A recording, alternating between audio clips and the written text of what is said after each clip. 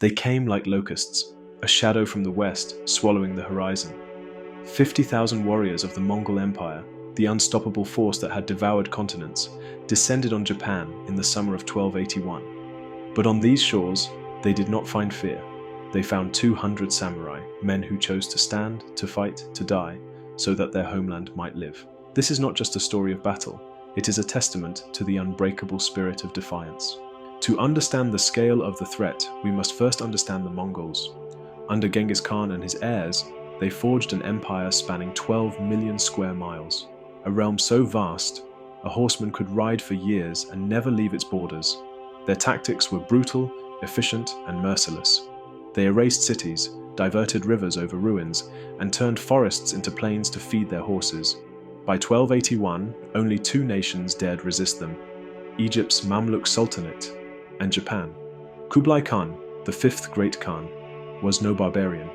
A patron of art and science, he ruled China's Yuan dynasty with an iron grip. But Japan's defiance gnawed at him. In 1274, he sent 900 ships to invade Kyushu. The samurai repelled them. Barely. The Mongols retreated, but not before burning villages and slaughtering civilians. For Kublai, it was a humiliation. For Japan, it was a warning. When Kublai's envoys returned in 1281, their demands were clear: submit or burn. Japan's regent, Hojo Tokimune, responded with a blade. He beheaded the messengers and sent their heads back to China. The die was cast. Kublai mobilized his greatest fleet, 4,400 ships carrying 50,000 soldiers, sailors, and Korean conscripts. Japan had weeks to prepare. Japan was not ready. The samurai clans, fractured by generations of civil war, now faced annihilation. Yet, in their darkest hour, unity emerged.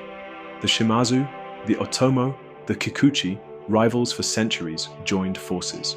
Leading them was a man history nearly forgot: Taira no Kagetaka, a grizzled commander who'd survived the first invasion. His plan was desperate, brilliant, suicidal.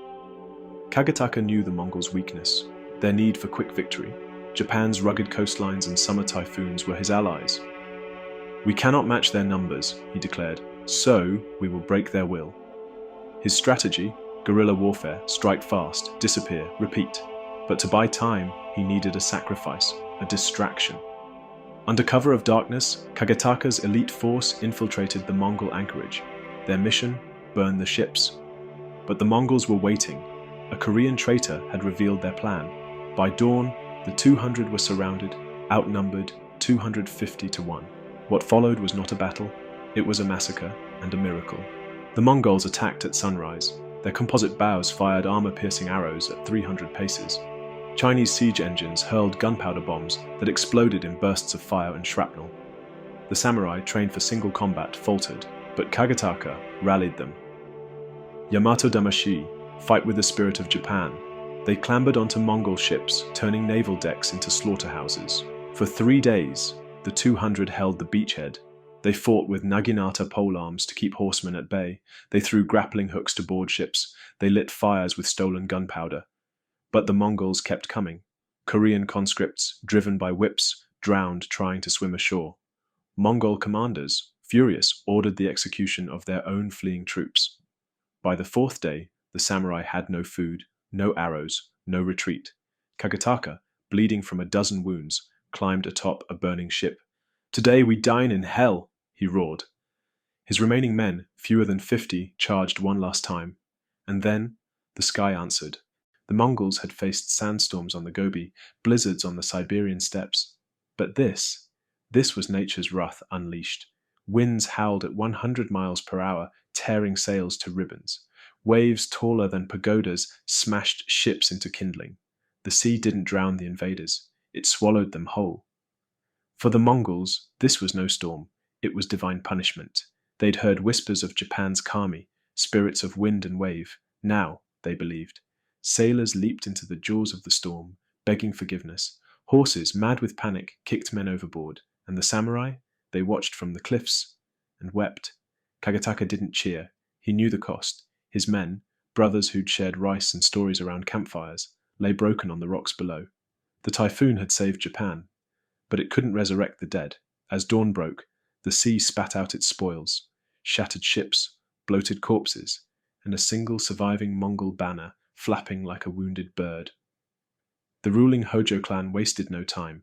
They declared the storm a miracle, a sign of their divine mandate.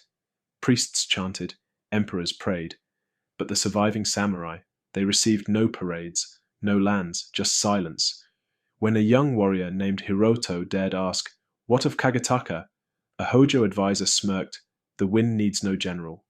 In the villages, though, the truth lived on. Farmers sang of 200 hearts that stilled the storm.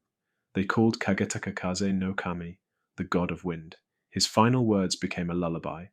Cue haunting folk melody, Nami yo, take my bones to the deep, let my soul be the tide that guards these shores. For centuries, mothers whispered his name to restless children. Blacksmiths forged swords with his face hidden in the steel. The Hojo clan fell, empires rose and crumbled, but in the shadows, the 200 endured. The truth was buried, records burned, Kagetaka's name vanished from scrolls, replaced by vague hymns to divine winds. The Hojo feared his legend more than the Mongols. A hero could inspire rebellion.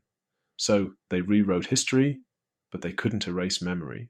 The Mongol invasions reshaped Japan. Coastal walls were built, never dismantled. The samurai class rose to dominance, their Bushido code crystallized by the crucible of 1281. Centuries later, World War II pilots would adopt the name kamikaze, a tragic echo of the divine wind. But what of the 200? No monuments bear their names, no textbooks sing their deeds. They are Japan's ghost heroes. Yet in quiet corners, their legacy endures. In Kagoshima, farmers still offer rice to Kagetaka's spirit. In Fukuoka, the Mongol invasion festival reenacts their valor. And in every Japanese heart, their lesson lives. That courage is not the absence of fear, but the mastery of it. That even the smallest stone can divert the mightiest river. 200 men looked into the abyss and dared it to blink. Their bodies were lost to the sea, their names to time, but their spirit, that remains. In the whisper of the tides, in the resilience of the land, in the unyielding truth that even against impossible odds, one can still choose to stand.